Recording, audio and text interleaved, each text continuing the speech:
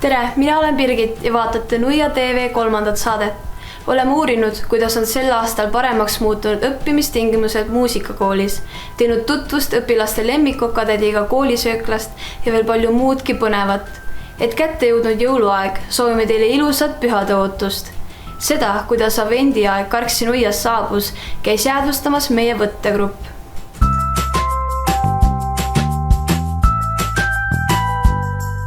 Täna on esimene advent.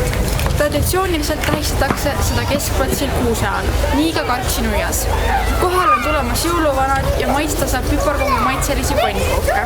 Samuti on platsil ka jõuluvana maja, iga laps saab oma kirja viia. Sisse komme toob, kui ma kaan. Veel paremaks siis sooviksin ma olla. Et kaunid jõulud võiksid jälle tulla. Meil öeldi, et kuusk on põlema pandud ja igaks juhuks kahvasime selle Karksi Nuia vabatahtlikud päästjad ühes, et mine tea, äkki õnnestub veel midagi ära kustutada, aga seda kuuske me küll kindlasti kustutama ei hakka. Mida sina jõuluvanad soovid? Noodipulti, ma saaksin Villiharjule teadusraamatut. Lavajalgpalli. Kommi. Mis veel? Õuna. Üheskoos siis koristame köögi. Ei saagagi aega surra.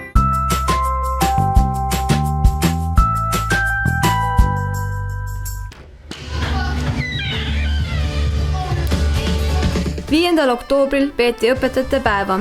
Traditsiooniks on saanud, et abituriendid asendavad siis koolitöötajaid, hoides nende asemel majas korda ja andes tunde. Nii saavad lõpuklassi õpilased aimu, kui raske või tänuväärt see töö tegelikult on.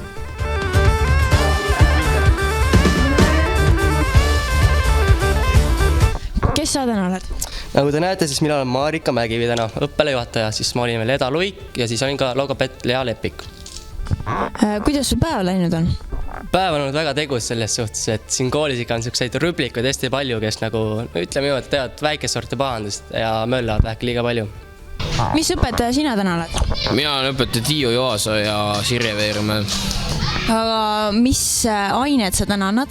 Alguses ma ütlesin kunsti ja nüüd ma olen muusikatundi. Kui raske on olla õpetaja? Kuna ma muusikavaldkonda tean hästi, siis minul mingit raskusi ei ole, et ma räägin neile täpselt nii palju, mida ma tean ja tunniks on ette valmistatud. Kui kõik ettevalmistus on tehtud ja kõik on professionaalne, siis ei ole mitte midagi rasket, ma arvan.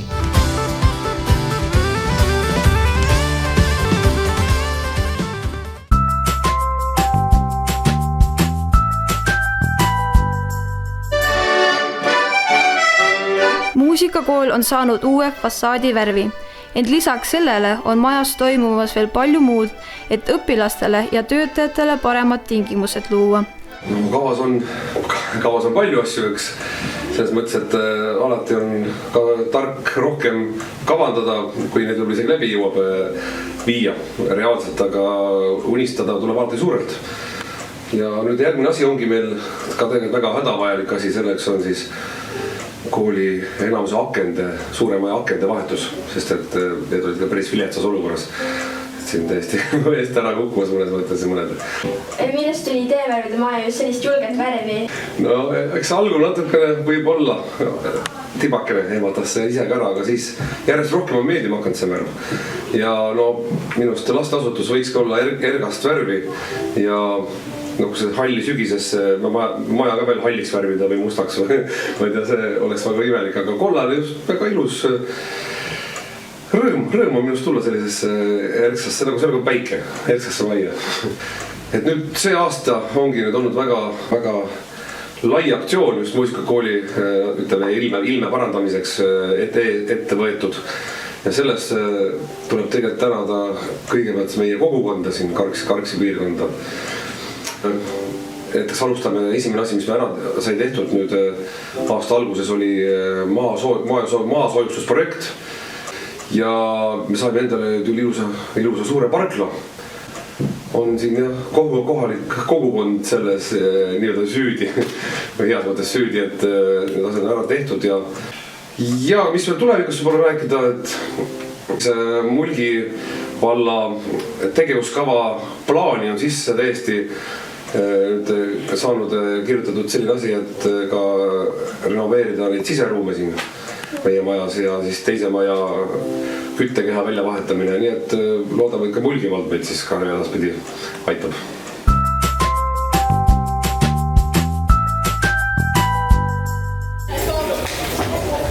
Igapäevaseks koolilõunaks, mis toimuvad 2 vahetunnil, on koolikokad valmistanud Kitzbergi gümnaasiumi ligi 300 õpilasele maitsva toidu. Lisaks toidule kiidavad õpilased ka selle valmistajaid. Eeskätt on nende lemmik kokatädi Viiri.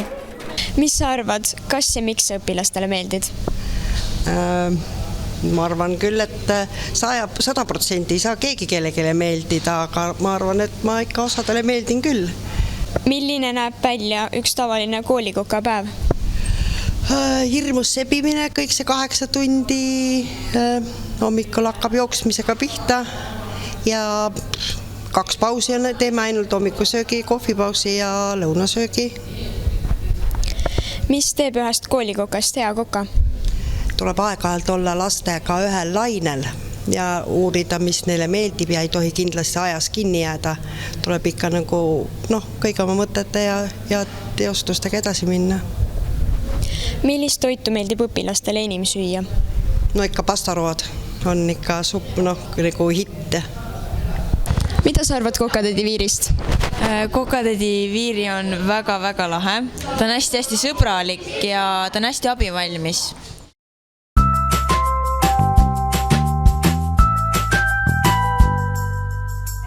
FC Mulgi läks oma debüüthooaja viimases Rahvaliiga B-tasandi finaalmängus vastamisi Maksu- ja Tolliameti võistkonnaga.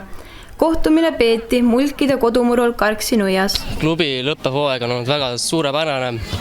On olnud suured võidud poolfinaalis, veerandfinaalis. Nüüd loodame ka, et finaal ikka tuleks võit. Kus me tulime? Et meil on selles suhtes selline lõbus kollektiiv riigiametnikudest koosnev sats, et vabal ajal saame kokku natukese põrgatame palli, et üllatavalt hästi on see aasta meil läinud. Ja tänane õhtu ka super korraldus, väga hea muru, väga hea väljak, burgerit saab. Super. Jalgpalli Rahvaliiga eesmärk on populariseerida jalgpalli Eestis ja anda võimalus mängida kõigil soovijatel. A-tasandi koosseis otsustab Eesti Jalgpalliliidu võistluste osakond. Mis on klubi plaanid järgnevaks hooajaks? Kas mängite edasi Rahvaliigat või sihite kõrgemale? Rahvaliigas läheme aste kõrgemale, siis A-tasandile järgmiseks aastaks. 100 pealtvaata ees võtsid Mulgid liigavõidu tulemusega 4-1.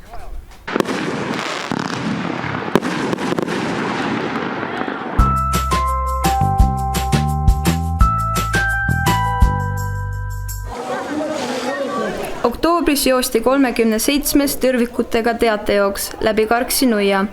Jooksudistantsi kogupikkus on veidi enam kui 3,5 kilomeetrit. Sel korral osales 14 võistkonda. Lisaks klassikollektiividele oli jooksurajal ka külalisvõistkonnad, näiteks lasteaiatöötajad konkureerisid kooliõpetajatega, aga üldvõidu võitis kohaliku motoklubi külalisvõistkond. See koosnes suurel määral Kitzbergi gümnaasiumi vilistlastest.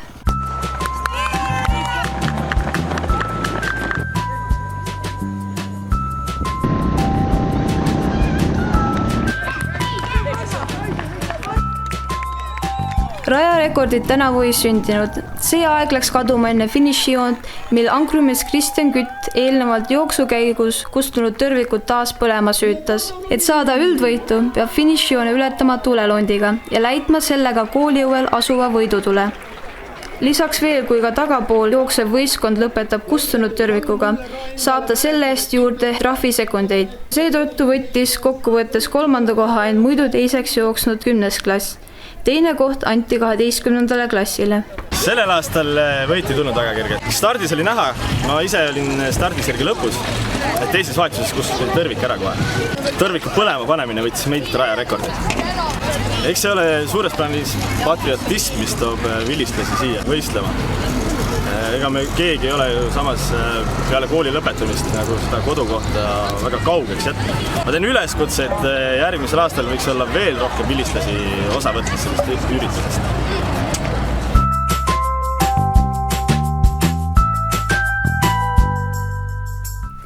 noor sportlane Kedli Tugi on Kitzbergi gümnaasiumi 11. klassi õpilane, kes viskab oda juba nii kaugele, et see viis ta tänavu sügisel Argentiinasse noorte olümpiamängudele.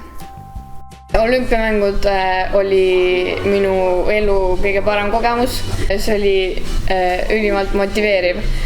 Just sellepärast, et seal olid just teised alad ka ja sa nägid oma vanuste tippusid ja said koos nendega seal võistelda. Olümpiamängudele ma läksin suurte ootustega, aga paraku jäin enne seda haigeks aga lõpptulemus ei olnud ka kõige kehvem, nii et jäin rahule, sain suure kogemuse. Spordini jõudsin tänu vanematele. Olen tegelenud ka ujumise, võrkpalli, korvpalli ja samuti teised kergejõustikualad. See hooaeg läks väga hästi, et kõik eesmärgid said täidetud. Odavise sellepärast, et kui ma olin väike, siis juba varakult õpetati mulle tehnika selgeks ja see on mul alati kõige paremini välja tulnud. Maakonna noore sportlase auhind ma ei olnud väga üllatunud, sest see hooaeg oli mul päris hästi läinud, aga samas ma ei teadnud ka teiste Viljandimaa sportlaste tulemusi väga hästi. Ja ma poleks ka väga pettunud, kui ma seda auhinda poleks saanud. Aga see on väga tore, et sain.